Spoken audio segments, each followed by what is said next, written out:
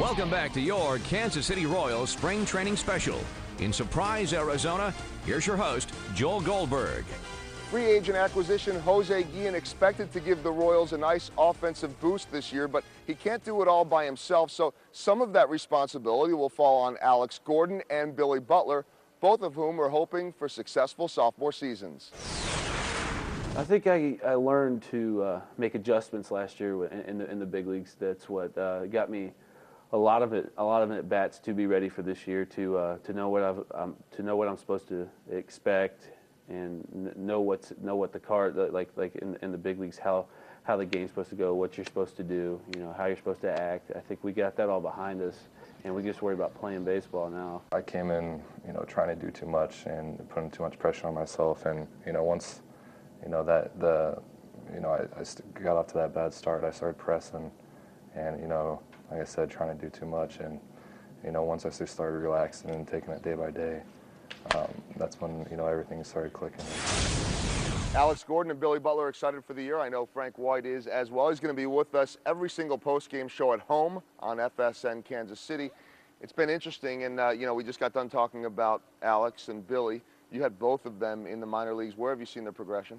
I've seen a lot of progression. Billy is a pure hitter. Billy knows he can hit. He comes to the ballpark, and there's no doubt that Billy can hit. Billy may have some concerns about maybe his defense.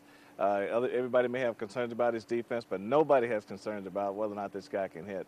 He uses line to line. He takes what the pitchers gives him, and the confidence in his hitting is real high. Alex, I think, is a five-tool guy. I think he's got a chance to be a superstar in this league. Hitting doesn't come quite as easy for him as it does Billy right now, only because he can kind of cut the feel off on himself sometime and get kind of pull happy. But once he gets back to driving the ball to left center, straightaway center, then you'll see the real talents of Alex Gordon come out. You've got the great perspective because you've played in this organization for so many years. You've managed. You've done just about everything there is to do. And so now you see Trey Hillman coming in. You've had a chance to work with him at spring training as well. What are your impressions of him? Well, Trey is a high-energy guy. I mean, he's all about family. He's all about respect. He's all about commitment.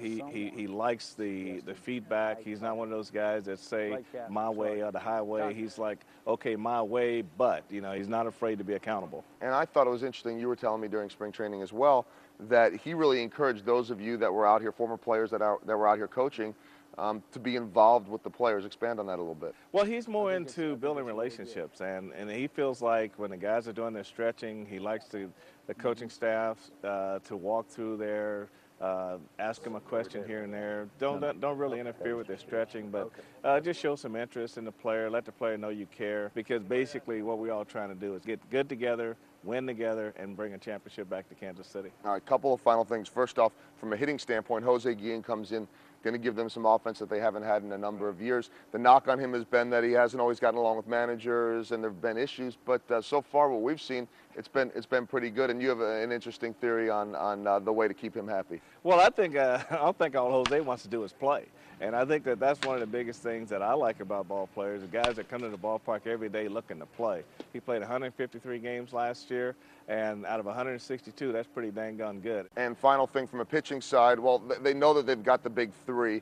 You feel great about Mesh. Bannister had a great year, and Zach Greinke has such good stuff. You had him in the minors as well. Maybe he's that X factor because he's so good. He is a unique guy. What does it take to get him to where he needs to be this year?